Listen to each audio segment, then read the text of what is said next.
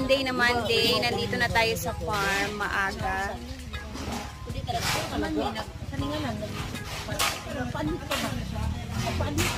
Dahil napaka-busy ng mga tao dito ngayon. And, oh my gosh, may bisita si Brenda. Sino kaya ang bisita niya? Si Brenda sa ano? Sa bangka. Isa ba? Parang kinikilig ka, ma'am. Kita ni Kuan, meow. Diga, ulit. Jeg, mo siya gikilig balik ba? Dinu, kilig. Siya sige kilig siya gamit Andito si Ariel sa mga nakakakilala sa kanya. My goodness. Na-shock lugar ka nga giabot siya karon. Ulo na ulo kagabi. Abi na kong gula kay Hanaw. Kita wala man subad ipakita. Pedro. Tangkat katong last kuan nga nagbuhol man mo. Na-extend niya to naabtan mig pila ka adlaw to gas extend. Nga nag-extend pud mo ginyo ha. Aga tong buhol tano. Oo. Diba guys, yung sabi mo mag-uwi kayo 20, ano yun? Anong araw yun? 23 kayo mag-uwi? Yung mother. Uy, kasama pa niya yung mama. Mag-collaborate na raw sila ni Brenda. Ni Ariel. Ano yung catering dito? Siya na bahala. Totoo? Mag-stay na siya dito sa A-house. Isa ba? Kusog ang gitirin ba? So, katunga ano? O, doon sa inyo. Kapoy mo kayo na. Manpower yun. Manpower lang talaga. Kapoy. Pero, advantage naman ni Sir Muhammad, kaya nakaka-require. Revenue. Invest lang ka, gamit. Ikaw, anong advantage mo? Ang Brenda. Unsa yung plano? Ha? Kasal lang. Ano dahil niyo pala dyan sa CDO? Pira yung mama niya. So pamamanhikan siguro itong nangyayari ngayon.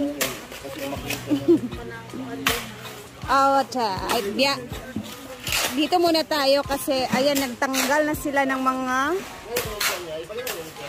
walang ganda na ng itsura.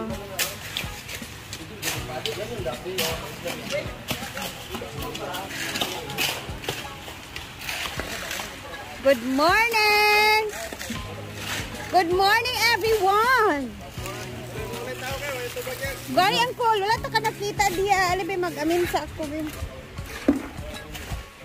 Like ito bag? Di ang adlaw ko.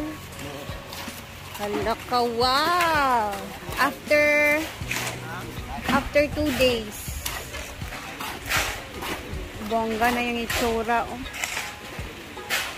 So, Monday na Monday, and then, wait lang. Busy ang mga tao dito.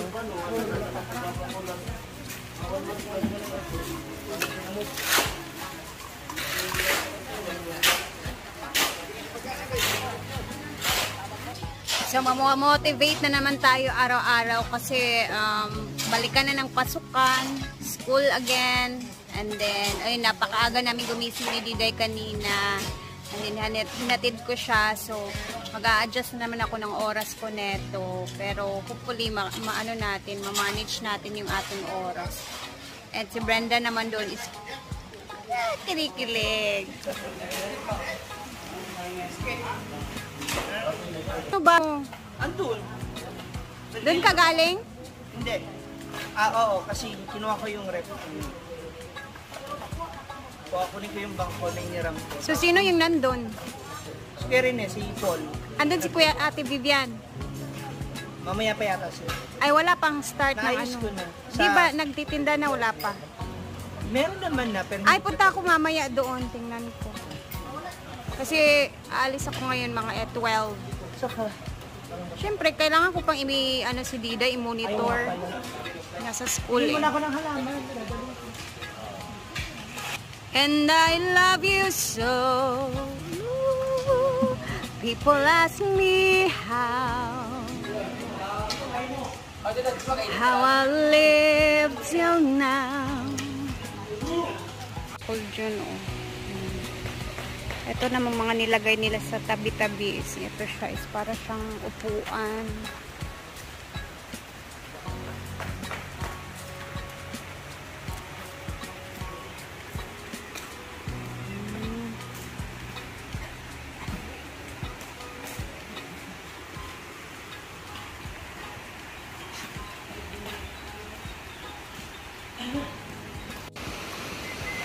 Ayan na, busy dito.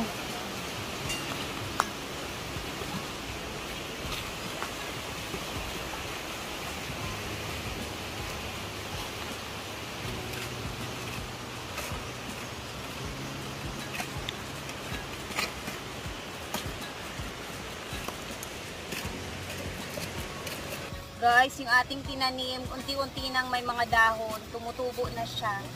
Hindi ko na alam kung ilang days na to ha, pero ayan, may nakikita na tayong dahon. Kasi di ba pinagtatanggal natin lahat yung dahon nito. So, yay! Wala ka, wow! Lahat ng dahon nito tinanggal ko. So, ito, tumutubo na siya. Tingnan natin yung iba. Ay, may dahon na din dito, oh. Perfect! Sinong nagsabi dyan na hindi tayo matutubuan ng ano? Ito yung sinasabing may green thumb din tayo. Diba? So, ito yung mga bougainvillea na tinanim natin na bali 15 ata to lahat. Tingnan natin yung iba. Dalhin lahat yung mga ano neto, mga dahon. So, para malaman natin na tumubo na siya at buhay na buhay yung ating tinanim.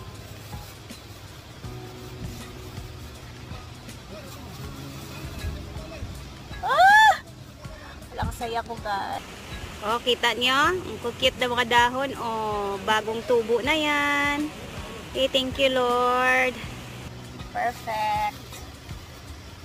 Baka natin to siya ililipat sa pot kung medyo ano na marami ng dahon. Pero papatubuin pa natin to ng maayos. Balik natin. So, ang gagawin natin ngayon is prepare tayo for the tanghalian. And then, syempre, later, tayo aalis ulit. Ganito ka-busy ang ating life, no? Syempre, hindi mawawala yung routine natin dito sa farm. Ha? Tulong sa mga gawain. Okay, mag-ano tayo ng bigas. Niluluto tayo ng bigas. 4 5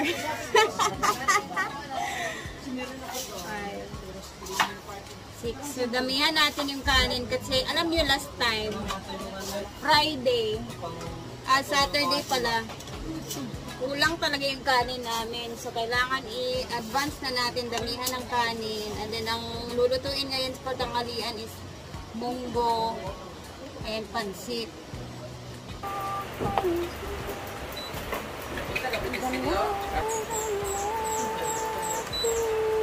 Si Ivy for the pansit. Gora lang din. Maaga din siyang dumating. And this is our munggo. Ang munggo natin is lalagyan natin to ng dilis. Instead of isda or karne, dilis yung ilalagay natin na tuyo. Ano bang gamit na ito? Wala ang sa ito ito. Ay, iring dito sa pansin. Sinala na lang sa pala dito sa kuang. Ano, may mahugas na. Nahugasan na yung pansit, Ben. Diretso na ka dyan.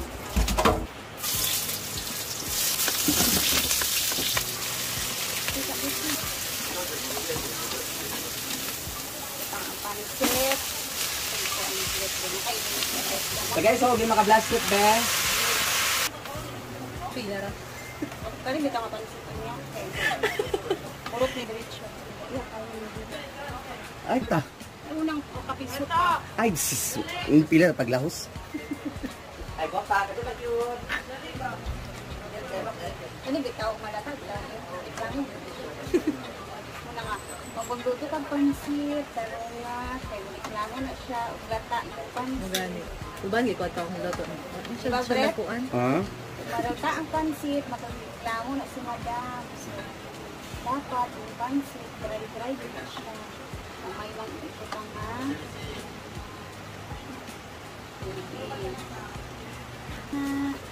Ay, mahilas na.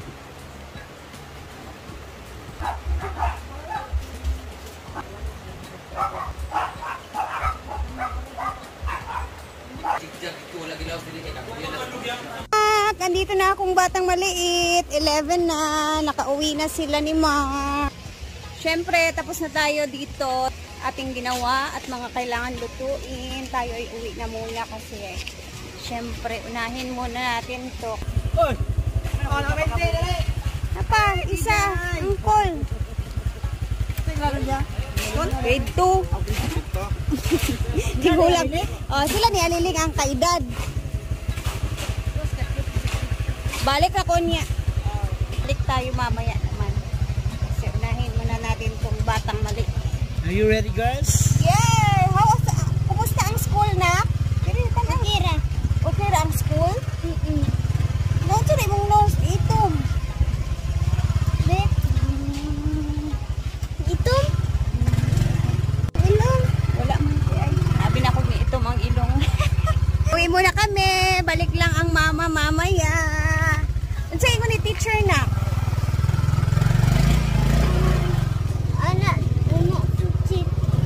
Sa'yo ko ni teacher?